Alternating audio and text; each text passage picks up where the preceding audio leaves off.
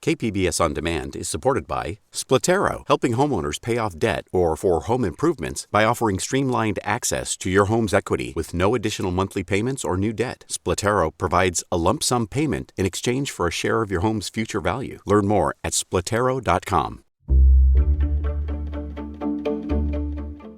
Good morning. I'm Annika Colbert. It's Friday, October 1st. California's school mask mandate is in court. More on that next, but first, let's do the headlines.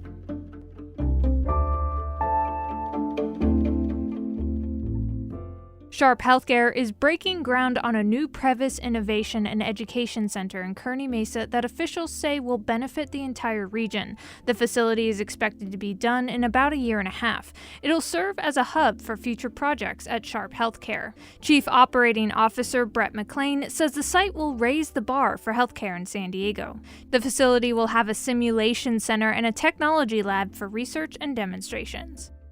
The city of Encinitas and the San Diego Water District are offering their employees a big incentive to get the COVID-19 vaccine. It's $2,500 for frontline workers and $2,000 for other employees. Encinitas Mayor Catherine Blakespear says this incentive is also to recognize the staff's hard work over the pandemic. We had to keep essential workers working in order to have our workforce function as a city.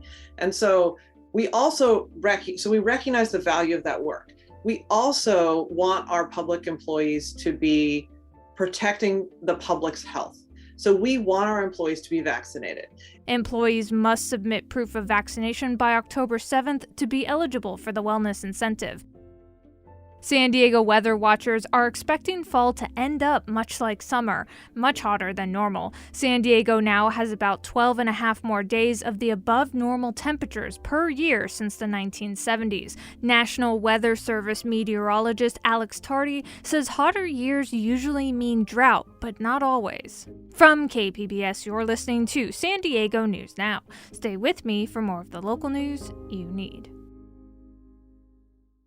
KPBS On Demand is supported by UC San Diego's Art Power, presenting cellist Joshua Roman, performing from his album Immunity, alongside music by J.S. Bach and more. Sunday, June 22nd at UC San Diego's Epstein Family Amphitheater. Reserve your tickets at artpower.ucsd.edu.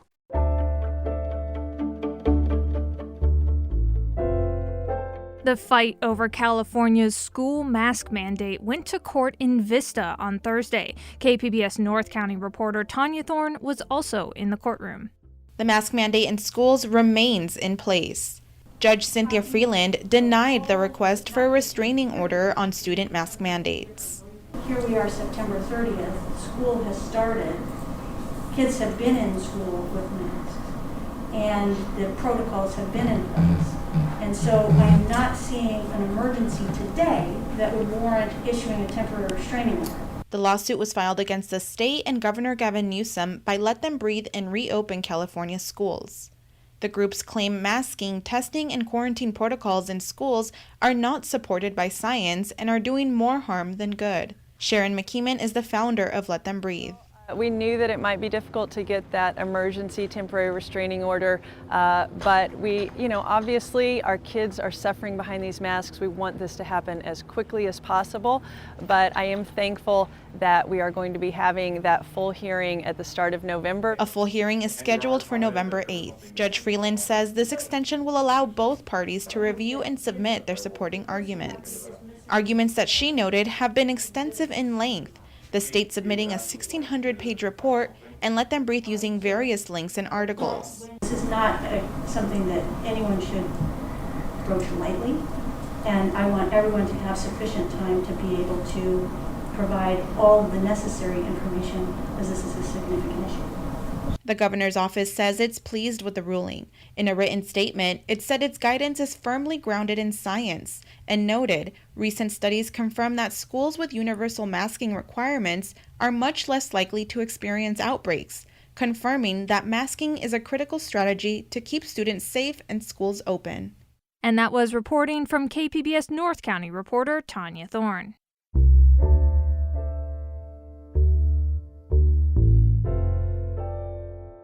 The investigation is now complete into a disturbing video captured at Valhalla High School last month. The video went viral on social media and appeared to show a white campus supervisor putting his knee to the neck of a black student he was trying to restrain. KPBS education reporter MG Perez tells us the final report makes clear what happened on campus and who is responsible. As a district, we own what's in this report. Teresa Kemper is the Grossmont Union High School District Superintendent, taking responsibility for what happened here on the campus of Valhalla High School just a month ago. August 31st, students with cell phones caught a fight that started in the outdoor lunch area between two black female students. The video went viral on social media and appears to show a white campus supervisor trying to break up the fight that eventually led him to throw one of the girls to the ground and put his knee to her neck to restrain her. So my message to the student is this: I'm sorry. This should not have happened. The superintendent's video comments are in response to the release of an independent investigation conducted by a Los Angeles law firm with no affiliation to the district. In the final report, investigators do not list names of those involved, instead saying, both Student B and Student A are 14-year-old ninth grade female students, while Employee A is 51 years of age, at least 208 pounds, standing 5'11". The employee who initially broke up the fight did violate our district's existing restraint policy. The violation was, in part, due to a deficiency in our otherwise robust campus supervisor training. The report states, at 10 seconds, Employee A can then be seen placing his left knee on the right side of Student B's neck, pushing the left side of her face into the ground. His left hand appears to also push down on the right side of Student B's face.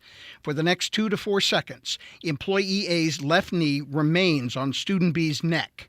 However, he quickly lifted his left hand from her face. That aligns with what many students reported witnessing that day. The report recommends more staff training and that Employee A be removed from the school. He has been.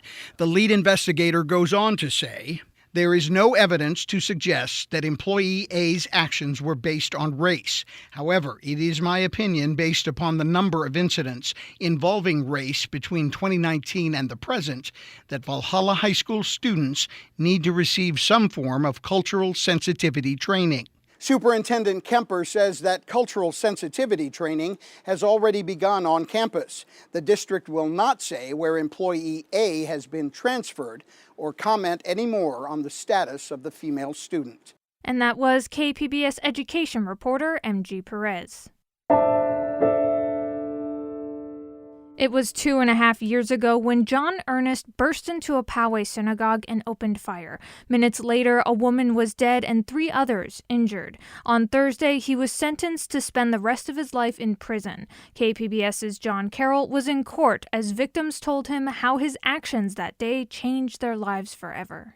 Do whatever you need to do, okay? 2.5 years later, and Hannah Kay, whose mother, Lori Gilbert Kay, was murdered by John Ernest, struggled to even begin her statement. But once Kay regained her composure, her message to the man who killed her mother was painful, eloquent, gut-wrenching. My mother's voice is loud, steady, and clear in my heart. And because she cannot tell the world what she experienced the day she was murdered for being a Jew, I will do so for her. The voice of my mother is reclaimed within my own. John Ernest, your bullets will not wreck through my body today as they did my mother's. She is here. She is alive within my words. It was April 27th, 2019. 54 people were inside the Chabad of Poway for a Sabbath service when Ernest drove up armed with an assault rifle. Once he was inside, he opened fire.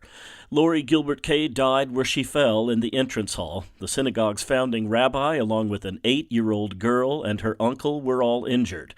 One of the worshipers was an off-duty Border Patrol agent who fired back at Ernest. He and another man rushed to stop him, but by that time his gun had jammed. They chased him out of the synagogue. Ernest sped off, but minutes later he called police, told him what he'd just done, and waited for them to arrest him. In our 32 years of marriage, she never gave me a bad word. Dr. Howard Kay spoke of what a wonderful person his wife was, how she focused tirelessly on helping others. Even after her death, we would get thank you notes, kept coming in, because what Lori used to do is she used to give checks to people to give to charities when she traveled. Lori Gilbert Kay's sister, Randy Grossman, noted the presence of good next to evil in the courtroom, as she described in her way what happened that April day of 2019. This monster hunted down and murdered my sister Lori, wounding 3 others, including a little girl. And why? Why? What did they ever do to him? He hated Jews, so he decided to kill Jews. And that was reporting from KPBS's John Carroll.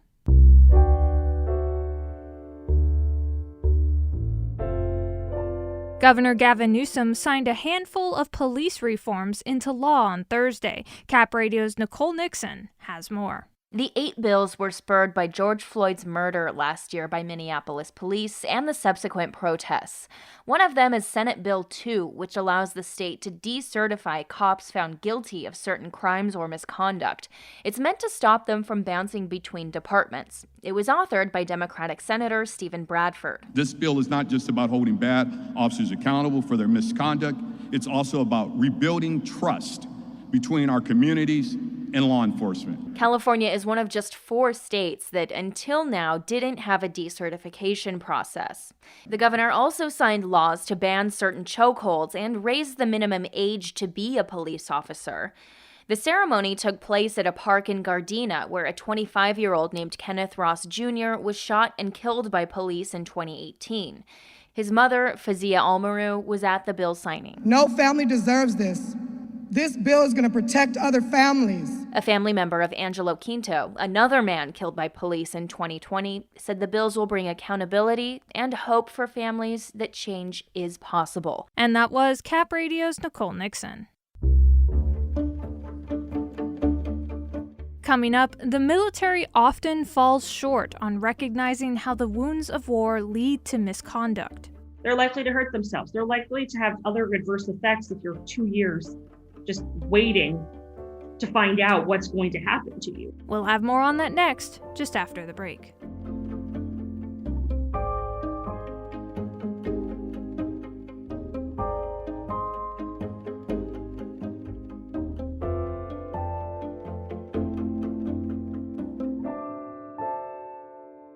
KPBS On Demand is supported by Splatero, helping homeowners pay off debt or for home improvements by offering streamlined access to your home's equity with no additional monthly payments or new debt. Splatero provides a lump sum payment in exchange for a share of your home's future value. Learn more at splatero.com.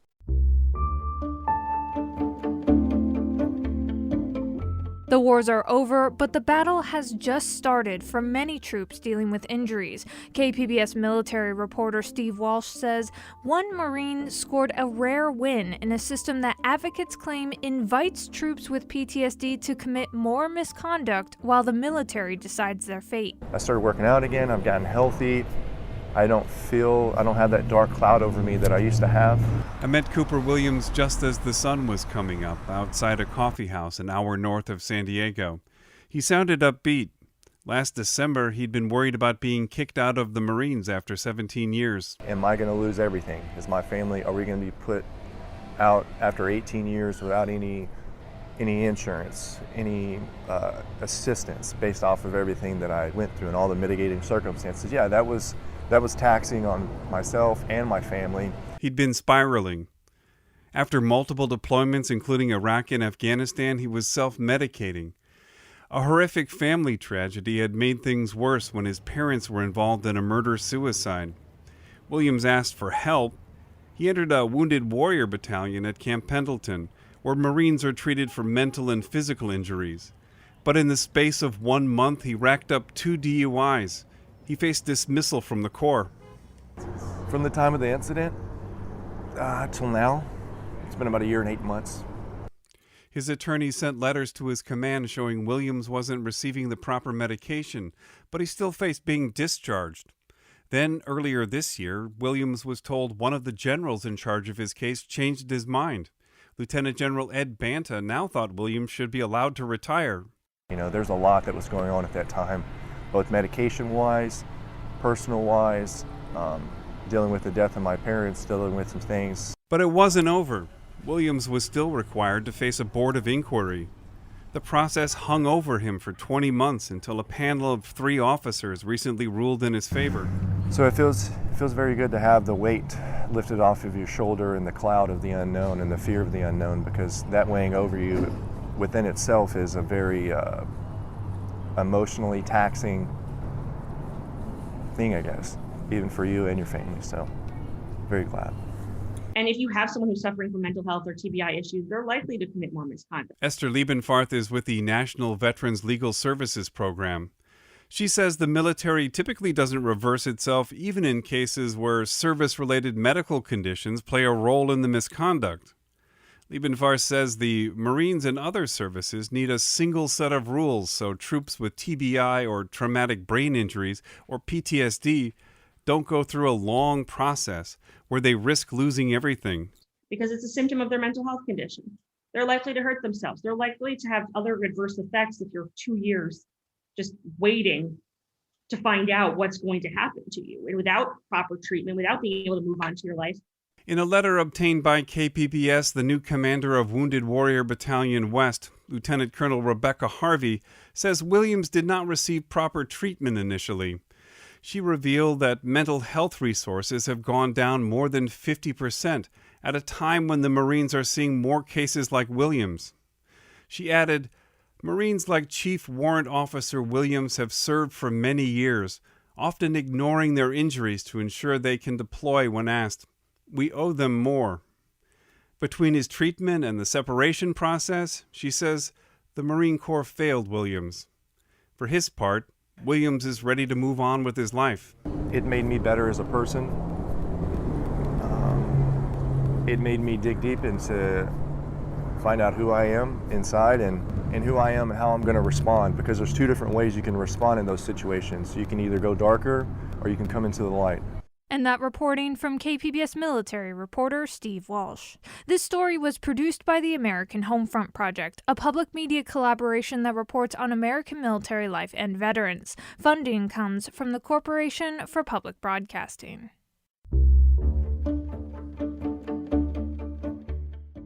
And that's it for the podcast today. Be sure to catch KPBS Midday Edition at noon on KPBS Radio, or check out the Midday Edition podcast. You can also watch KPBS Evening Edition at 5 o'clock on KPBS Television. And as always, you can find more San Diego news online at kpbs.org. I'm Annika Colbert. Thanks for listening, and have a wonderful weekend.